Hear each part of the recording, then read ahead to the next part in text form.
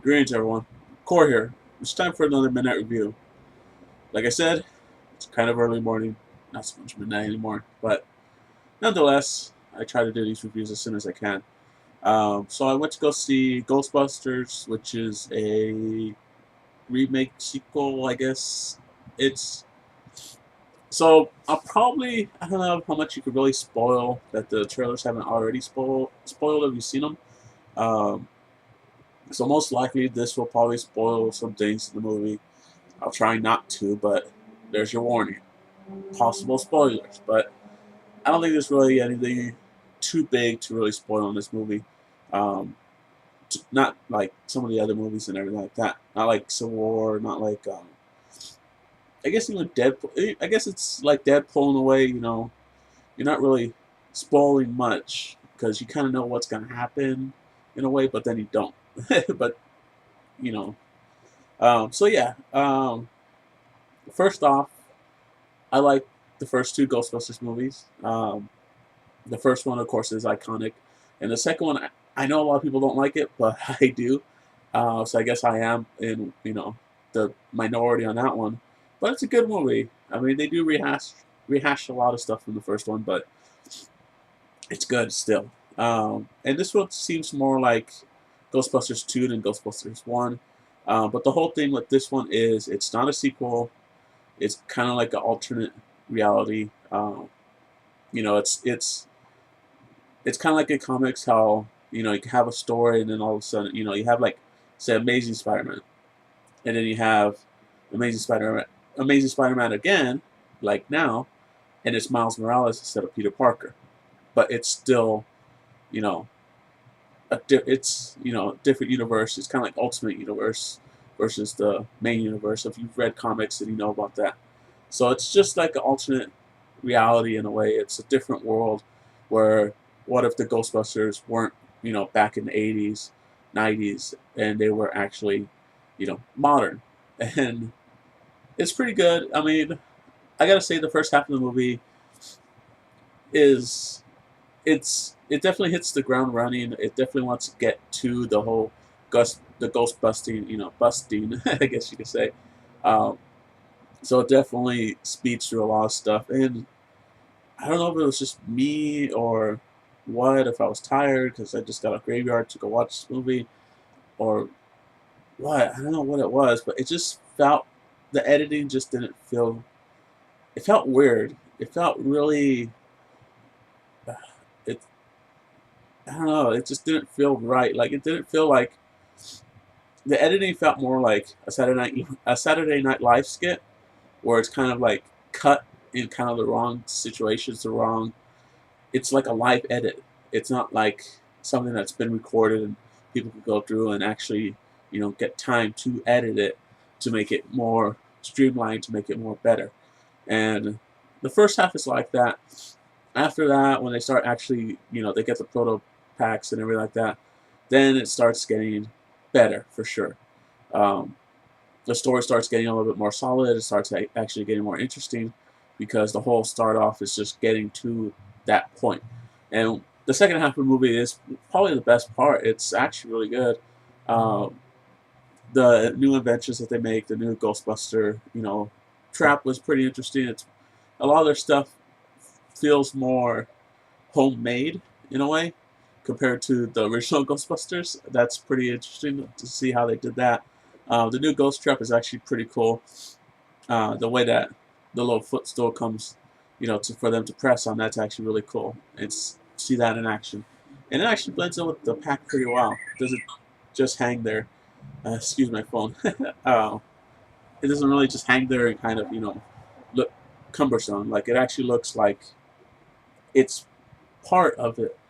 It's actually part of the pack and stuff like that. So it works. As far as the actors, I think uh, Melissa McCarthy. I know they're. I mean, all of them are pretty much versions of the original Ghostbusters. Whether that's you know the, if they wanted that or not, they're pretty much the same character, just female and changed a little bit just to try to make it more different. Of course, Melissa McCarthy's. Hopefully, I'm saying her name right. her character is supposed to be, Bill Murray's character, and it's not. So that's interesting to see because Bill Murray always seemed kind of like a bit of a horn dog, but also had good intentions behind a lot of his stuff. But he just acts like no one else can, I guess you could say. So it's really hard for someone to capture that, um, style, I guess, for more or less. And yeah, she just does her thing. She doesn't really try to be that character. She makes her own character, and it works. Um, I believe the other one is Kristen Wiig. Sorry if I don't know a lot of these actresses' names. I'm most likely going to refer to them as their counterparts. But yeah, she's, I don't know, like like I said, the first half it just feels very Saturday night ish. I don't know because it's like shot too clean or what. There's just no grit to it in a way, even though there's slime. So it's interesting how that worked. But yeah, so she was alright. She definitely gets better towards. I mean, once she gets into it, she's kind of spectic at first. I'm sorry, I can't talk right now. I'm just really tired. I just wanted to get this video out. But yeah, she's kind of gets roped into it, and she, once she sees the actual ghost, then she starts falling, head first into this whole ghost hunting. So that's pretty cool actually to see because in the original, they were all kind of ghost hunting in a way. They all had interest in it, and then of course Melissa McCarthy's sidekick, which is Egon. She just looks like Egon, but pretty much Egon without the monotone. He always had that monotone voice. He was really straight faced and everything. And I'm sorry I don't remember her name. I'm gonna look it up real quick, just because she stole the show and every every facet of it. Shit. I don't think I really look it up. But I tried to remember her name. I just couldn't. But yeah, I'm pretty sure she's from something because she has to be. Every time she's on the screen, she pretty much steals the whole show. I mean, she's the one that you want to watch when you're watching the movie. Whenever they show the Ghostbusters, um, and then of course Leslie, what's it else, whatever. But she's the grounded, person. She's the was it Ernie Hutt, I believe his name was. Like I said, I'm bad at names. You know, castrate me in the comments if you want. But she's the one that does it. She's actually not doing it for the money, like the original. She's actually interested in it. She actually feels like she could bring a lot to it. She is the grounded person. She knows the city pretty much. So she has a lot of information and stuff. A lot of stuff. She can pretty much give all of the. I just lost the word. She just gives you all the exposition pretty much of what's going on, and jumps you right into it. So there's not wasted time really. And that's the one thing about this movie is that it doesn't waste time as the first, which is good and bad. I guess it's a more modern movie for sure. Where the first one, definitely took its time to get to the whole, ghost busting part. This one does show them prototyping the, proto packs, and then also the little weapons and everything. I'm actually testing them before using them, so that's pretty cool to see. Granted, Kristen Wiig's character, Egon, not Kristen Wiig, Egon's character, uh, she kind of creates these a little faster than you would think, but I mean, I guess that's that is her field, that is her character. She's just this crazy mad scientist, and she plays it really well. She's really funny. Um, but yeah, it's a good movie for sure.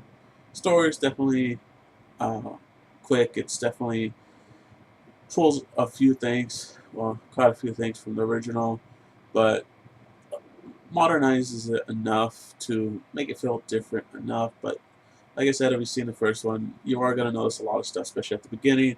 But once you get past halfway, then it really starts to change. There are some callbacks. There are a lot of the original actors here, except for, unfortunately, the original actor for Egon. Sorry, but that kind of sucks. Because everyone else pretty much makes a cameo throughout the whole thing. And they're actually pretty interesting, some of their cameos. So it's it's weird how much. So the whole thing about this movie is, of course, the um, feminist, sexist stuff and all that. That people thinking it's just Ghostbusters, but they made them women, and it's true in some aspects, but it's not a direct shot for shot, or it's not a direct remake of the original.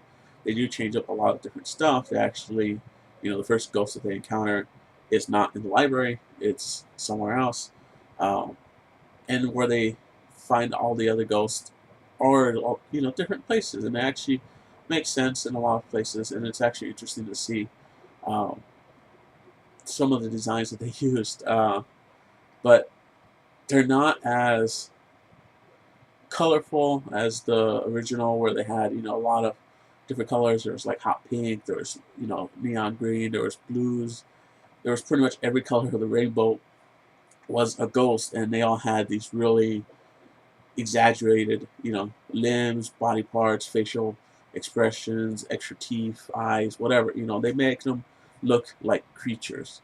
Where this one, they made them more look like humans. Granted, there are a few monsters, of course, that we see in the trailers. There is that kind of gargoyle gremlin thing that's at the concert, and that's pretty cool design to say the least. Uh, it actually works in the scenario because it's a metal concert. You know, you could see that thing on a poster for sure for one of those concerts. But yeah, it's interesting. The bad guy, I haven't mentioned. He feels uh, like when Zoe possessed when there was the keymaster in the um, what was it, the doorkeeper, I believe, or one of, but yeah, when they were, he kind of acted like them in a way, like he was possessed, but he wasn't. So that was different. It is pretty cool to see what they do. Last, of course, is Chris Hemsworth, which every time I see him, I always think Thor. But he was another one that stole the show. He was just, he was just like, he's a guy that's a ditzy blonde, pretty much. This handsome-looking guy, and he's just this complete idiot. But some of the scenarios that they put him in and the things he says are actually really funny, and he plays off Kristen Wiig a lot, who's pretty much falls for him because of his handsomeness. So it's really funny seeing that. But yeah, it's a good movie. Like I said, the first half, I guess I was a little cynical about it going into it, and that might have drew me off a little at the start. But for sure, the editing did suck at the start, at least. Later on, when they started getting into more, streamlined, starting to make the movie kind of their own, then it definitely, um, it seemed to work itself out, I guess you could say. It got a lot better, so I don't know what was going on with the first half. Maybe it was an internal issue or something like that. So we'll see. Maybe they'll retouch it up, re-edit it for when it comes out on DVD later. But yeah, it's a good movie. It's not as bad as I think a lot of people were thinking it was gonna be, compared to what it came out to be. I guess you could say it's just if you didn't like the second Ghostbusters, it's just as good as the second Ghostbusters because there was things that were good in it, even though it did rehash a lot of things from the first one. But yeah, it's good. I would say watch it for a discount movie, but definitely try not to pay full price. For sure, it's not really a full price movie, but it's an entertaining movie enough. And there was actually quite a few kids in the double digits, 10 to 17-year-olds in there, and they seem to like it enough. So it definitely seemed like a younger audience compared to the first one. Granted, there is a scene that kind of gets a little too carried away, but I'll go ahead and leave that for you guys if you do go watch it to enjoy. So until next time, guys. Later.